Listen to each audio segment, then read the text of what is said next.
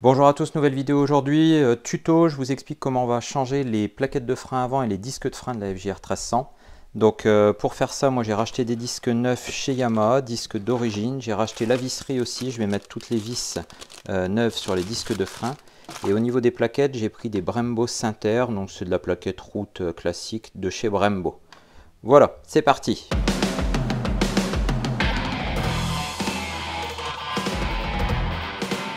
Alors dans la vidéo, il va y avoir des chapitres qui vont être découpés, donc si vous n'avez pas besoin de changer les disques, que vous avez que les plaquettes, et ben allez-y, allez directement au bon endroit, au bon chapitre. Moi je vais commencer par démonter la roue avant, changer les disques de frein, ensuite je vais nettoyer les étriers, changer les plaquettes et remonter le tout en vous donnant toutes les infos et tous les couples de serrage. Alors première étape, on va déjà démonter les étriers pour les accrocher sur le côté pour pouvoir sortir la roue confortablement. Donc première chose, je vais venir enlever les vis ici qui tiennent les durites de frein sur la fourche.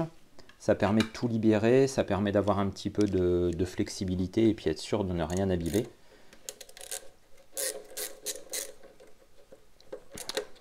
Puis pendant que c'est démonté, moi j'en profiterai pour refaire. Vous voyez que les vis sont oxydées, les fixations sont un petit peu oxydées.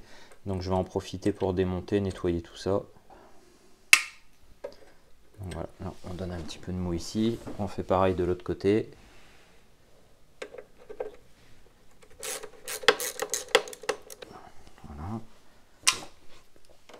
Ensuite, on va venir décrocher les étriers de frein. Donc on a deux vis à retirer.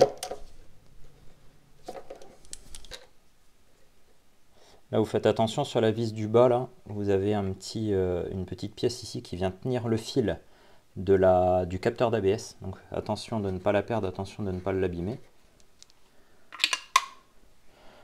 Donc là, vous venez tranquillement sortir votre étrier. Donc vous pouvez le faire vriller un tout petit peu pour rentrer un tout petit peu les plaquettes. Ça va permettre de le sortir plus facilement. Puis on fait attention de ne pas rayer sa jante, pas cogner l'étrier sur la jante.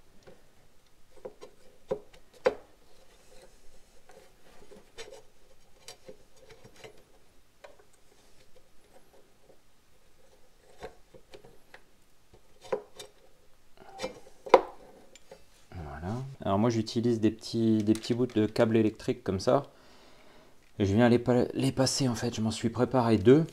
Et puis je viens les passer à chaque fois dans mon étrier. Ça me permet d'accrocher l'étrier pour éviter de le laisser pendre au bout de la durite, ce qui est quand même pas terrible. Tac. Donc je prends ça et puis je viens de l'accrocher à la poignée là-haut. Bon, mon capteur d'ABS ne sort pas, donc ça fait une nouvelle fois un truc qui est coincé grippé. Donc je vais le laisser dessus en faisant attention au fil, je vais démonter la roue et puis une fois que j'aurai enlevé la roue, j'espère avoir un peu plus de flexibilité pour réussir à l'extraire. J'espère que je ne vais pas être embêté avec l'axe. Donc là je vais démonter l'autre côté.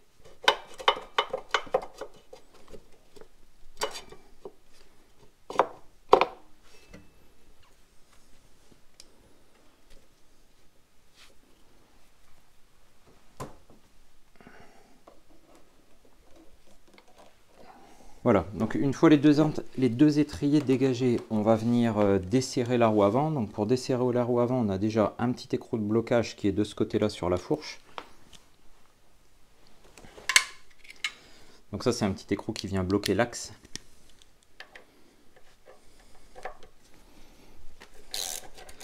Donc on va le desserrer.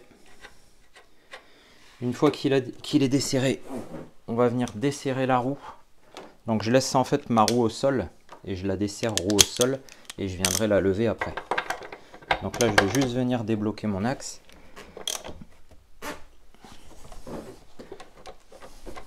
Parce que c'est serré assez fort.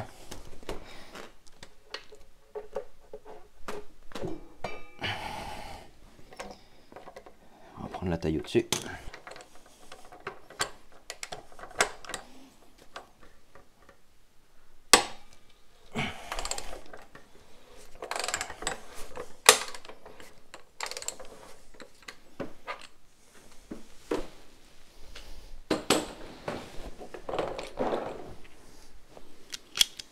Puis une fois que votre axe est débloqué, on va venir lever la roue avant de la moto. Et puis pour finir de desserrer l'axe, et puis sortir notre roue tout doucement. Donc là j'ai mis un cric sous les collecteurs. Je vais venir tout doucement décoller ma roue avant. La moto est sur la béquille centrale et je viens jusqu'à poser la roue arrière. Voilà. Je lève au maximum.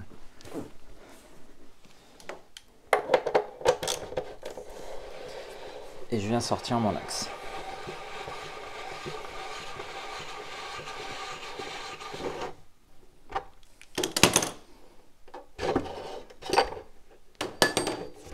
Et là je vais faire attention de ne pas abîmer ça.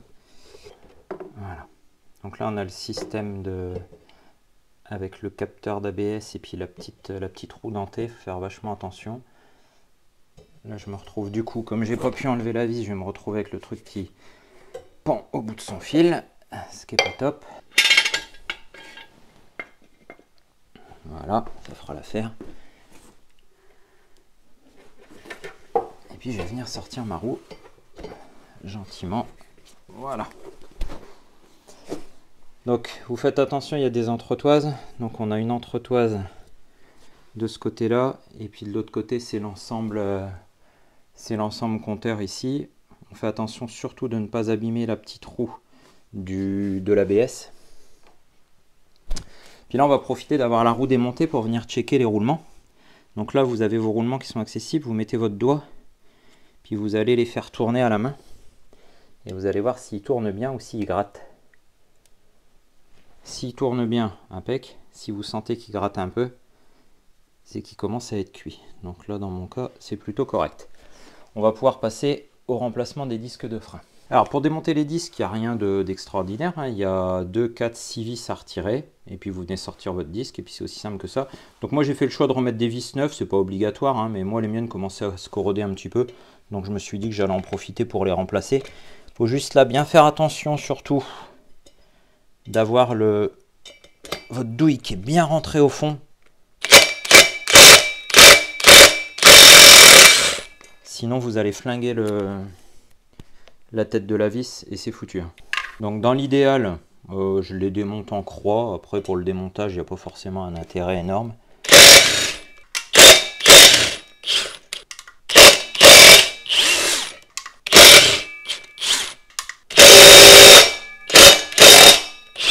Voilà, une fois les vis démontées, hop, à votre disque qui vient tout seul. Puis là on récupère notre vieux disque. Et on va pouvoir préparer notre disque neuf. Alors on va faire un petit coup de nettoyage avant. On va vérifier que tout ça est propre. Vérifier que les portées sont propres. Éventuellement faire un petit coup de soufflette.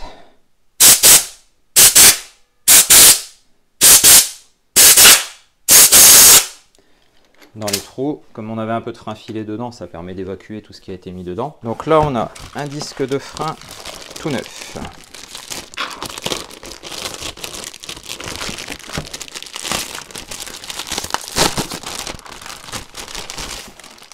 On va prendre 6 vis neuves.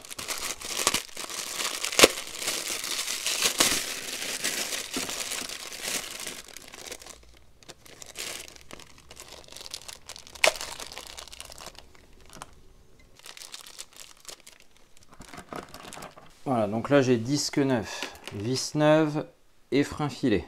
Il faut mettre du frein filé sur chacune des vis. Donc là, votre disque, quand vous regardez les rivets qui sont là, vous voyez que vous avez une partie pleine, là on voit vraiment la tête, et puis vous avez la partie qui est sertie de l'autre côté. La partie sertie va contre la jante. Donc je viens replacer mon disque en face des trous. Je le fais aller un tout petit peu, voilà, pour bien le placer.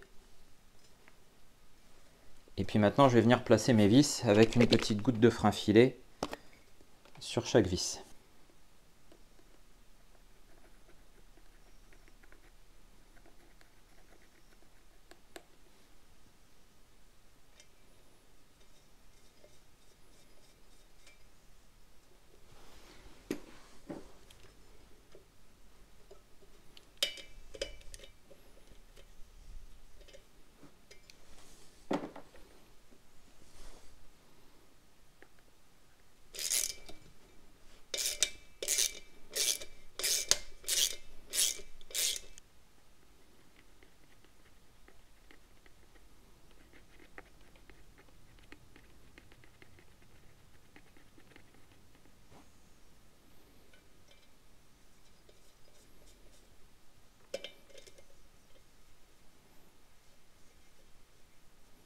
Donc là on amène juste les vis au contact, pas plus pour le moment. On fait ça en croix pour bien venir appuyer le disque de manière uniforme. Et une fois que tout est bien amené au contact, on va venir serrer au couple. Donc le couple de serrage pour les vis de disque à l'avant, c'est 18 Nm. Donc clé dynamométrique obligatoire. Vous venez régler votre clé sur 18 Nm. Et pareil, on a bien tout mis en appui là à la main.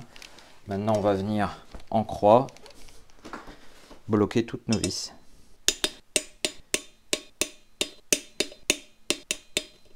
Et c'est fini, il n'y a plus qu'à faire la même chose pour le deuxième disque. Donc là j'avais posé ma jante à plat par terre. Là maintenant que vous avez mis un disque neuf de ce côté là, vous ne posez plus la jante à plat par terre comme ça, hein. Prenez 2 morceaux de bois, 2 cales pour vous poser et pas vous appuyer sur le disque, et toujours bien prendre un maximum de précaution avec la roue dentée du capteur d'ABS. Alors j'ai fait le deuxième disque de frein hors caméra, hein, parce que c'est exactement la même chose. Donc là maintenant je me retrouve avec ma belle jante avec 2 disques tout neufs. J'ai aussi changé hors caméra les plaquettes de frein du premier côté. L'objectif c'était juste de vous montrer la différence. Donc en fait ça c'est l'étrier que j'ai pas fait, donc vous voyez qu'il est extrêmement sale. Ici on voit même plus la couleur de la plaquette qui est derrière. Et l'objectif quand on change des plaquettes, c'est de nettoyer et dégripper l'étrier également. Et après vous devez arriver à ça. Donc ça c'est celui que j'ai fait. Donc là vous voyez qu'au-dessus ça n'a absolument plus rien à voir. Et que là tout est propre avec des plaquettes neuves. Voilà. Donc je vais vous montrer maintenant comment, à partir de cet étrier tout sale, je suis arrivé à un étrier nickel comme ça. Alors première chose que vous allez faire, déjà c'est d'ouvrir votre bocal ici au niveau du mètre-cylindre, parce que quand vous allez repousser vos pistons de plaquettes, vous allez faire monter le niveau de liquide et il faut faire super attention à ne pas le faire déborder. Donc vous l'ouvrez. Et puis s'il est déjà sur un niveau plutôt haut, vous pouvez prendre une seringue et puis vous en enlever. Comme ça, après, vous êtes tranquille. Vous êtes sûr que ça ne va pas déborder. Et puis, vous pouvez le refermer et pas faire de bêtises. Donc, je vous rappelle que le liquide de frein est extrêmement corrosif. Vous voyez, là, j'en enlève une bonne quantité. Voilà. Comme ça, j'ai de la marge. Et je disais donc que le liquide de frein, c'est quelque chose qui est ultra corrosif. Donc surtout, il ne faut pas en faire tomber sur la peinture. Si vous en faites tomber sur la peinture de la moto, nettoyez-le tout de suite, très très vite. Parce que sinon, vous allez vous retrouver avec la peinture qui cloque. Donc là, je ne m'attarde pas trop sur le nettoyage et puis le remontage là, de la membrane. Je fais ça rapidement parce que de toute façon, après, je vais changer mon liquide de frein. Donc j'en profiterai pour tout nettoyer parfaitement à ce moment-là. Là, je vais juste venir refermer le bocal du mètre-cylindre pour ne pas faire de bêtises.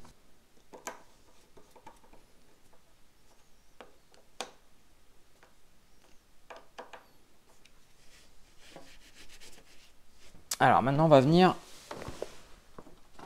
démonter nos plaquettes. Donc pour démonter les plaquettes de frein, sur votre étrier, vous avez ici une goupille. Et sur cette goupille, il y a 2 petits clips qui viennent l'empêcher de s'en aller. Donc là, il faut déjà réussir à faire tourner la goupille. Donc quand elle est grippée, c'est pas une mince affaire. Pour venir récupérer les petits clips qui sont là.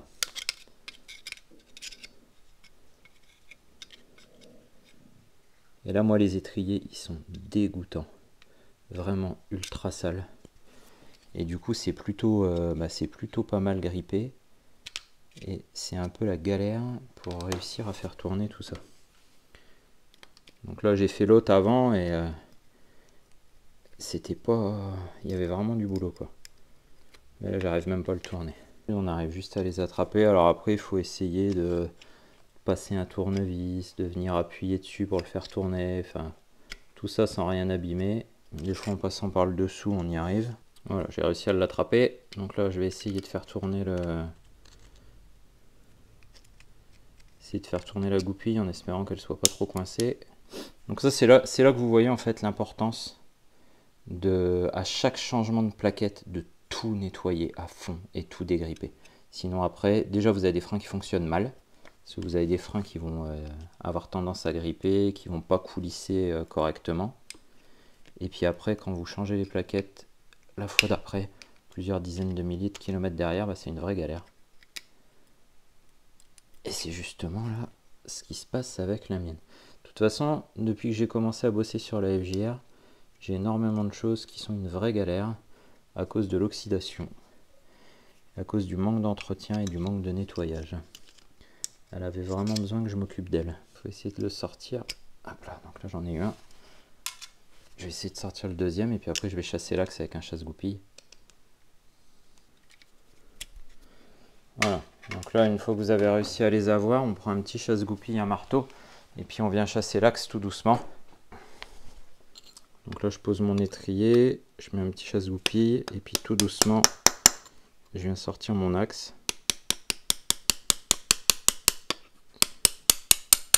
Voilà.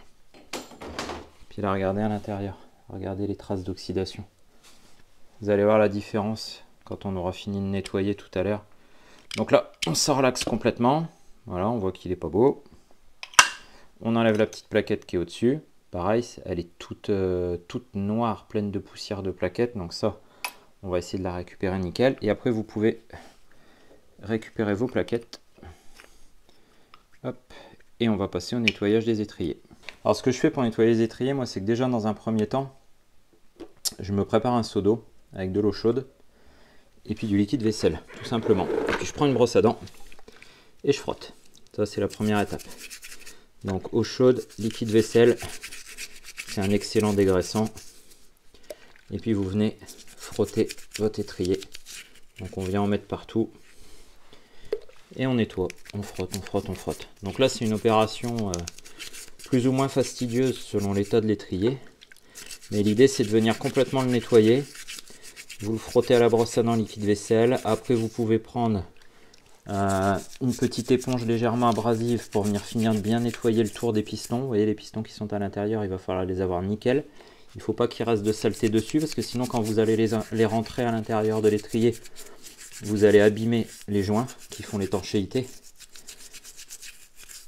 Donc voilà, donc on nettoie. Donc là je vais accélérer un peu la vidéo, hein. Vous n'avez pas besoin de me voir nettoyer pendant 10 minutes. Et puis vous faites comme moi, vous frottez, vous nettoyez et on se retrouve quand c'est propre.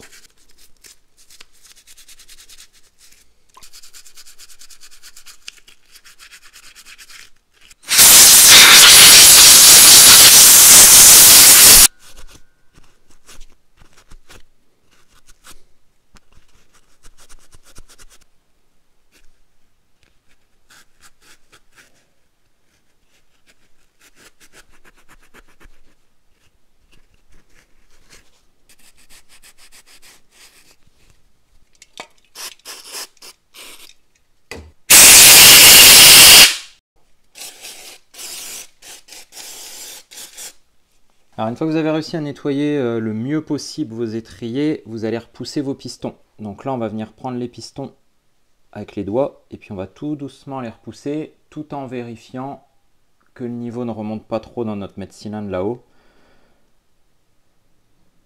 pour être sûr de ne pas avoir de débordement. Moi j'avais fait beaucoup de place donc normalement il n'y a pas de souci. Donc là on repousse bien les pistons le plus proche possible du fond pour laisser pas mal de place pour rentrer nos plaquettes. Hop.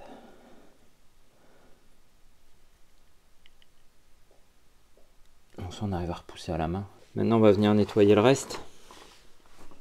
Donc on va commencer par nettoyer cette petite plaque là qui doit retrouver un aspect nickel. Donc pareil, je commence par la nettoyer à la brosse à dents au liquide vaisselle pour enlever le plus gros. Et puis après on va y aller avec l'éponge pour frotter. Et on va la frotter jusqu'à ce qu'elle soit nickel, qu'il n'y ait plus la moindre trace. Donc là j'ai enlevé tout ce que je pouvais avec la brosse à dents. Vous voyez que c'est déjà beaucoup mieux. Et maintenant je prends ma petite éponge abrasive là. Et puis je finis. Et je frotte jusqu'à ce que ce soit nickel. Voilà, donc là vous voyez que la plaque, ça n'a plus rien à voir. Maintenant, on va nettoyer la petite goupille ici, le petit axe, parce qu'en fait cet axe-là, les plaquettes coulissent dessus. Donc si votre axe il est dans cet état-là, vous vous doutez bien que ça va pas trop bien se passer. Voilà la technique qui marche super bien pour nettoyer ça. Vous prenez l'axe dans la visseuse pour le faire tourner. On met un petit coup d'éponge abrasive là. Et puis on vient nettoyer. Donc là vous voyez que la plaque, ça n'a plus rien à voir. Maintenant, on va nettoyer la petite goupille ici, le petit axe, parce qu'en fait cet axe-là, les plaquettes coulissent dessus. Donc si votre axe il est dans cet état-là, vous vous doutez bien que ça va pas trop bien se passer. Voilà la technique qui marche super bien pour nettoyer ça. Vous prenez l'axe dans la visseuse pour le faire tourner. On met un petit coup d'éponge abrasive là. et on polit.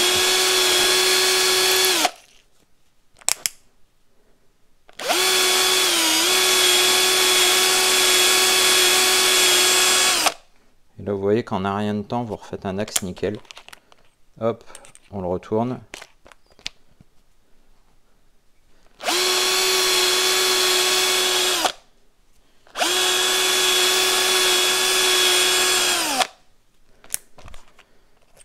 Et voilà, et là l'axe il est impec, tout propre, avec des plaquettes qui vont coulisser parfaitement. Voilà, donc là tout est prêt au niveau de l'étrier. Maintenant on va venir préparer les plaquettes de frein.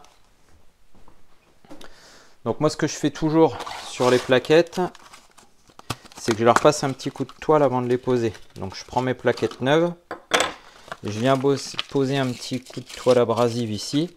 Je mets ma plaquette bien à plat sur mon établi. Je la frotte un petit coup pour la nettoyer et après je viens les bavurer sur les côtés. Donc je fais les tranches ici, les arêtes. Un petit coup pour enlever les bavures. Voilà, je fais ça avec la première. Pareil avec la deuxième. Un petit coup bien à plat. On vient ébavurer tout le contour. Voilà. Puis comme ça on a une plaquette qui est bien propre, qui est bavurée sur les côtés et qui va coulisser comme il faut. Un petit coup de soufflette. Et on peut venir remonter nos plaquettes. Donc là, même opération dans l'autre sens. Donc je viens mettre mes plaquettes l'une sur l'autre. Je viens les glisser à l'intérieur de mon étrier comme ça. Je les place bien une d'un côté, une de l'autre. Voilà, ça doit rentrer et coulisser tout seul. Là, je les tiens d'une main. Je prends ma plaque. Je regarde sur la plaque, il y a une petite flèche. Donc la petite flèche, elle indique le sens de rotation de la roue. Donc la pointe vers le haut, vers la durite en fait. Je viens glisser ma petite plaque de maintien entre mes plaquettes. Et là, je viens passer ma goupille. Donc la goupille, elle passe dans le trou de l'étrier, dans le trou de la plaquette, au-dessus du milieu là, de la plaque, dans la deuxième plaquette, et elle ressort de l'autre côté. Donc vous la mettez les trous vers le haut, vous la passez là, hop, on avance tranquillement, on passe ici, on passe dans la deuxième plaquette. Voilà, donc là, il faut faire bouger un peu tout pour réussir à être en face. Voilà. On vient ressortir de l'autre côté. Hop, et voilà. Et là, donc, vous vous retrouvez avec les deux trous ici qui permettent de venir glisser les deux petites goupilles de sécurité. Ah, celle-là, elle est un peu tordue. Je vais la refaire avant. Parce que sinon, elle ne va pas servir à grand-chose. Je l'ai un petit peu tordu tout à l'heure. Comme j'ai galéré au démontage parce que c'était tout grippé.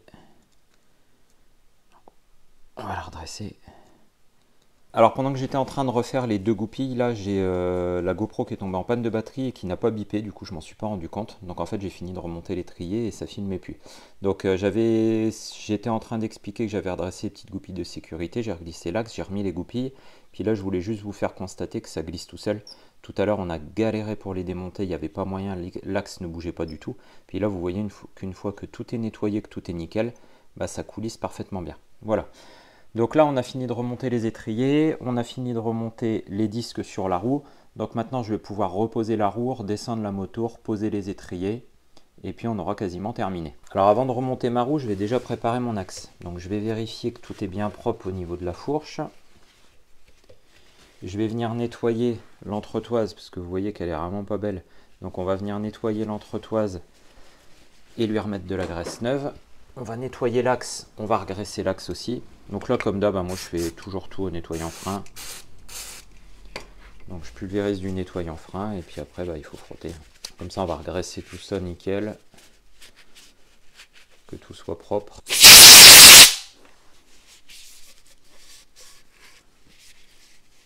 Voilà, donc une fois que mon entretoise et puis mon axe sont propres, je vais venir mettre un peu de graisse dessus. On va les préparer tout de suite.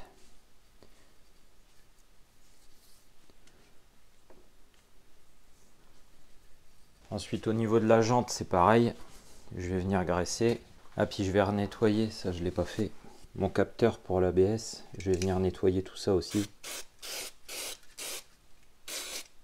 Un bon coup de propre là-dedans, nettoyer un peu le capteur.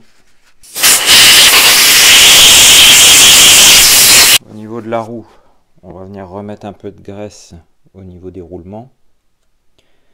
Donc là, je vais venir à l'intérieur du joint ici, redéposer de la graisse tout le tour. C'est là que va venir se loger l'entretoise.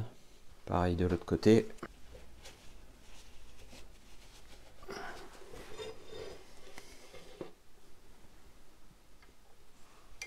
Là, j'ai reglissé ma roue. Je viens reglisser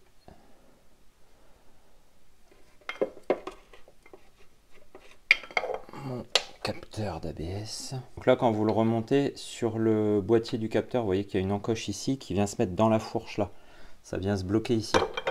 Donc on va venir le reglisser sur la roue. Après on vient le remettre là en dessous en visant à peu près juste pour que ça vienne se mettre ici.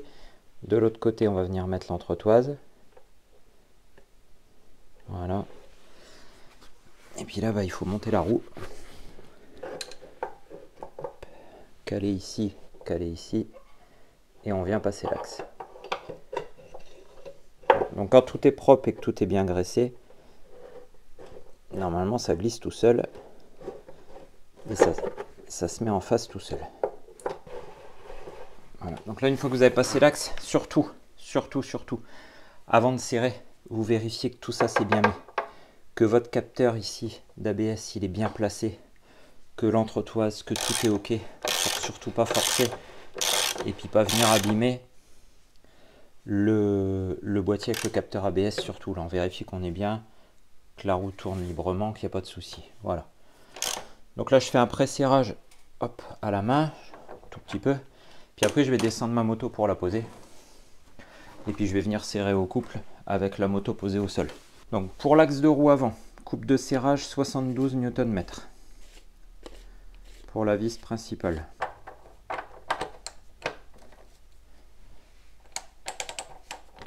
Voilà.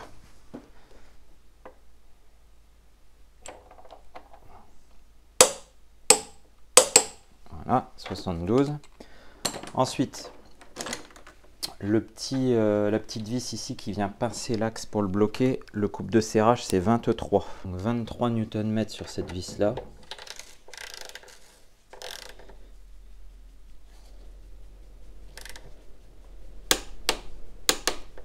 Voilà. La maroue est montée, serrée au couple. Donc maintenant on va venir reposer les étriers. Alors pour reposer les étriers, c'est pareil, je vais venir nettoyer mes vis. Donc je vais préparer mes vis pareil, je vais venir bien les nettoyer. Puis je vais mettre un tout petit filet de graisse dessus. Ça va éviter que les vis s'oxydent. Donc je mets un tout petit filet de graisse sur ma vis. Voilà, ça va protéger le filet de l'oxydation parce que ces vis là, elles sont à l'extérieur, à la pluie. Donc on n'en met pas des tonnes, hein, mais c'est juste pour protéger et éviter l'oxydation. Donc là on va venir replacer l'étrier.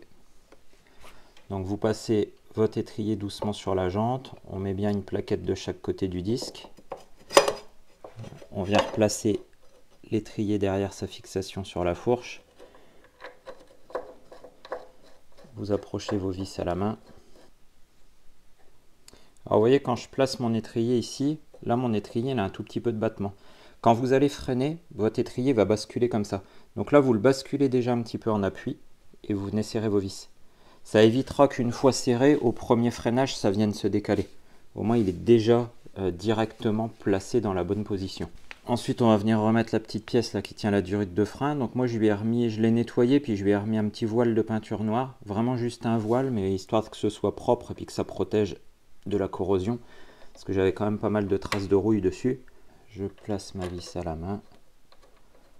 Et on va venir serrer tout ça au couple après. Alors maintenant que mes étriers sont posés, je vais venir serrer les vis. Donc le couple de serrage sur les deux vis d'étrier c'est 40 Nm. Donc je viens serrer mes deux vis d'étrier à 40. Maintenant je vais venir bloquer ma petite vis ici de fixation du support de durite. Coupe de serrage 7 Nm sur cette vis.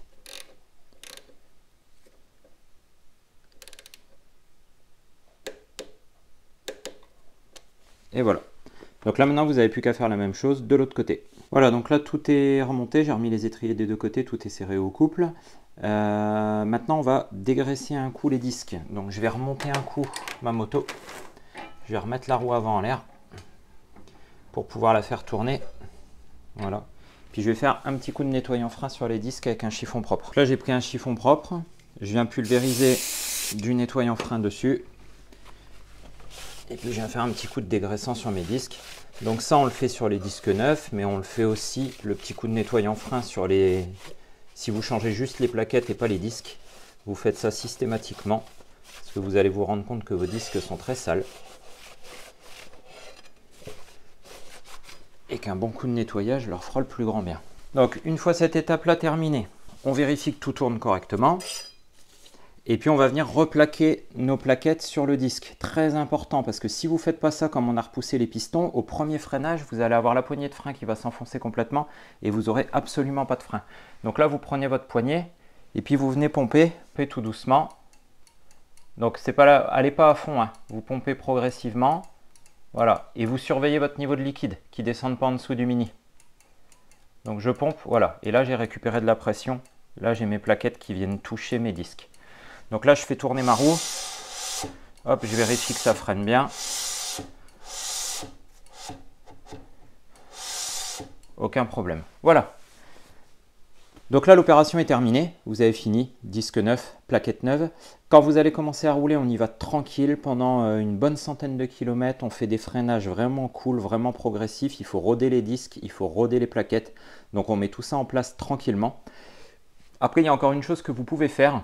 C'est de venir mettre un collier Ilsan pour tenir ici votre levier en pression. Vous laissez ça en pression toute une nuit ou toute une après-midi. Et puis vous allez vérifier qu'il n'y a pas de fuite comme ça. Ça va être un bon contrôle pour vérifier que vous n'avez aucune fuite au niveau des étriers, aucune fuite au niveau des durites. Donc vous venez bien serrer, vous serrez fort, vous mettez un Ilsan, vous laissez en pression. Si jamais ça s'est ramolli, que vous sentez qu'il n'y a plus de pression, c'est qu'il y a une petite fuite quelque part. Puis après vous pouvez suivre le circuit et puis être à l'affût d'une petite goutte qui coulerait en bas d'étrier, qui serait signe d'un joint spi au niveau des pistons d'étrier qui serait défaillant. Voilà pour ce tuto freinage, j'espère que ça pourra vous aider. Et puis je vous dis à très bientôt pour la suite des tutos sur la FJR 1300. Salut!